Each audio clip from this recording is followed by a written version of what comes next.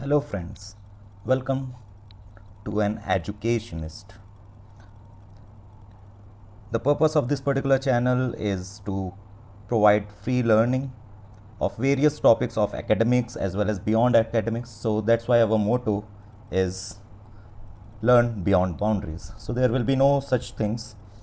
So today, without wasting any sort of time, let us move to the content what we are going to cover.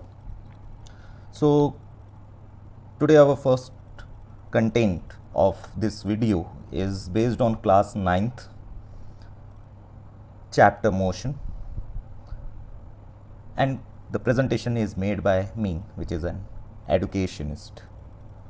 So with this particular, let us have some introduction related to the word motion. Motion, you can say that a word which is quite easy to understand, काफ़ी आसानी से हम समझ सकते हैं उस चीज़ को कि मोशन है क्या, किसी भी चीज़ का एक जगह से दूसरी जगह तक जाना, इसे हमने मोशन का नाम दिया हुआ है।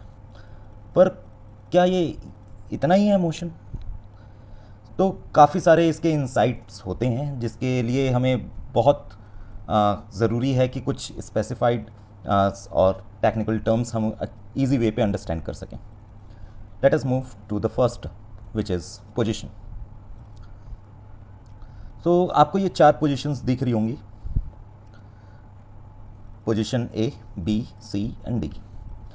ना अगर आप देखें कि ये A, B, C, D are adjacent to each other, मतलब बाजू हैं, एक के बाजू एक, एक के बाजू एक।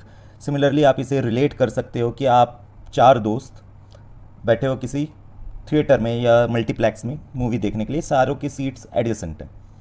तो डी वाले दोस्त के रिस्पेक्ट में ए की पोजीशन क्या होगी? मीन्स यहाँ पर ये पोजीशन आपका क्या है, डी से आप ऑब्जर्व कर रहे हो, so this position is your frame of reference. यहाँ से आप देख रहे हो चीज़ों को, तो इसके रिस्पेक्ट में ए की पोजीशन कुछ और होगी। वहीं अगर मैं चेक करूँ कि सी के रिस्पेक्ट में क्या ए की पोजीशन वही होगी जो डी के रिस्पेक्ट में थी? नहीं, बिल्कुल नहीं होगी, वो अलग होगी। तो पोजीशन किसके रिस्पेक्ट में चेंज होती है? पोजीशन चेंज होती है भाई फ्रेम ऑफ रेफरेंस के रिस्पेक्ट में। वाइस वर्सा भी इक्वली वैलिड है। वाइस वर्सा अगर ए ऑब्जर्व करे कि डी कहाँ पर बैठा हुआ है, एक दोस्त देख रहा है भाई यहाँ से अपनी पोजीशन से ए के रिस्पेक्ट में डी को देख रहा है, so the position of D with respect to A will be fixed. But अगर ए शिफ्ट कर जाए, ए अपनी जगह चेंज कर ले, वो बी की पोजीशन में आ जाए, तो क्या वही सेम पोजीशन पे डी होगा? No, the position will change because the observation point, the frame of reference is changed from A to B. This is changed. That is why this particular position is going to change. So what we identified in this particular topic position is simple, that position liable to vary from frame of reference. Frame of reference क्या होता है भाई?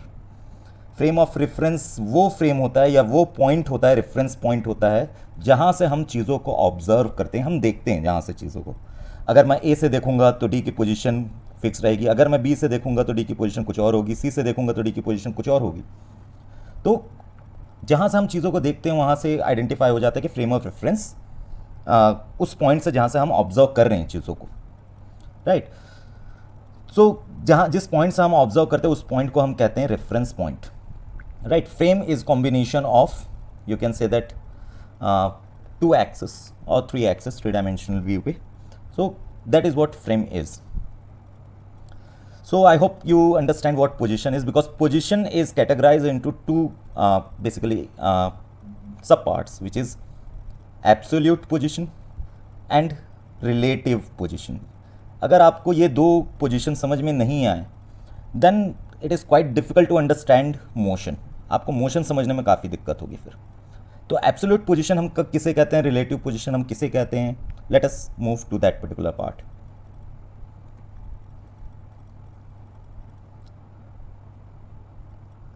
Now let us one illustration on that particular note. Why I have chosen this direction? Because this is a standard way. हम जब भी motion को identify करते हैं स्टैंडर्ड वे पे डायरेक्शन के रिस्पेक्ट में आइडेंटिफाई करते हैं, like north east, means north, south, east, west, like this. Sorry. So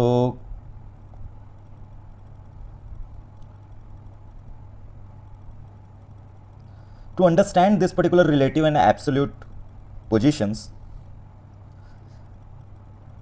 let us take the four person that we have taken, A, B, C and D.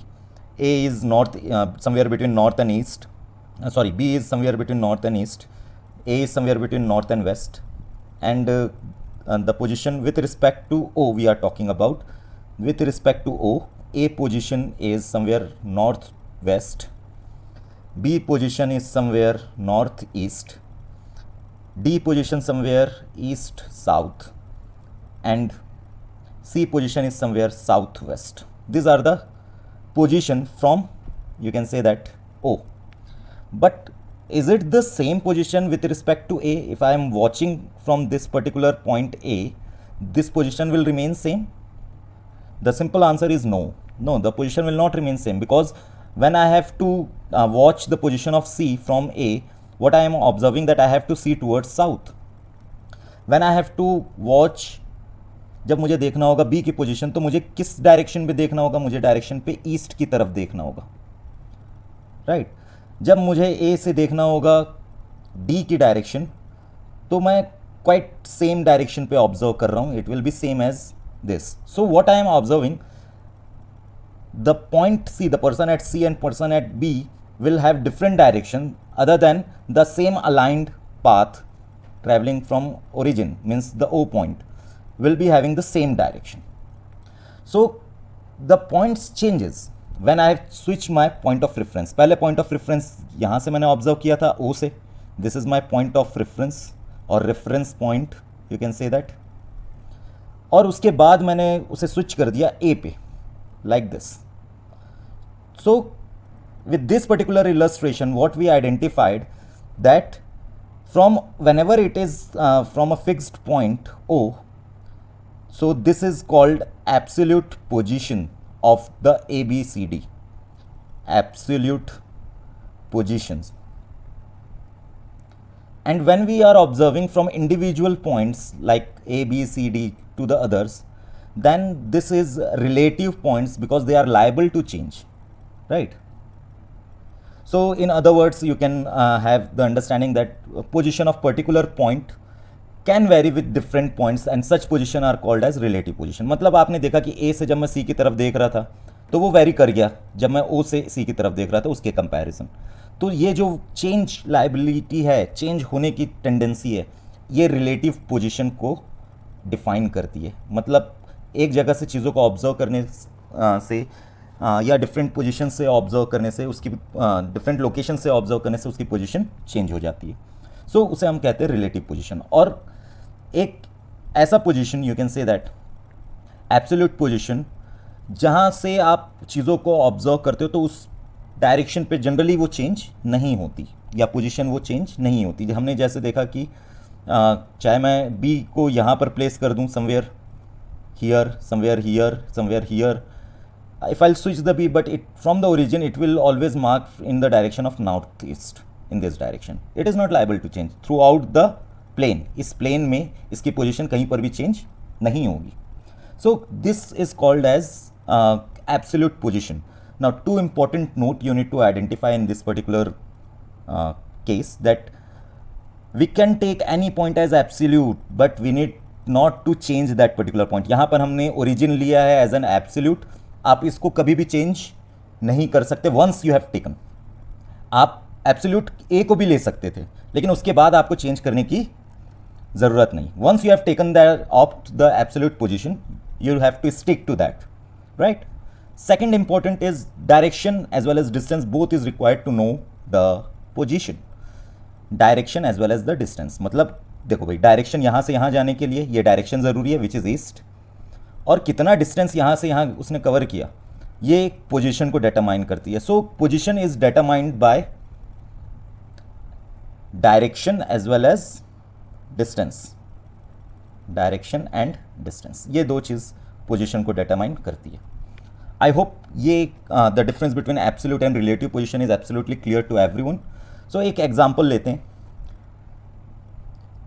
How well you guys have understood this with this particular example is quite obvious. You can try and I will also solve it, no issue. So question is asking what is the position of E with respect to D. Question पूछ रहा है भाई ई की position D के respect में क्या है।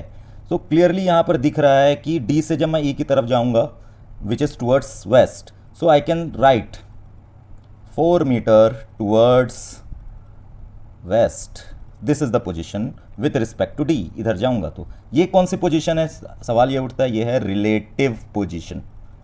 Is that clear? ये रिलेटिव पोजीशन है क्योंकि हमने स्टैंडर्ड माना है कि ये जो होगी O origin will be absolute position, absolute position ये होगी। Is that clear? सो पहला आंसर आई होप कोई बहुत आसान था। Second one, let us come to this particular part.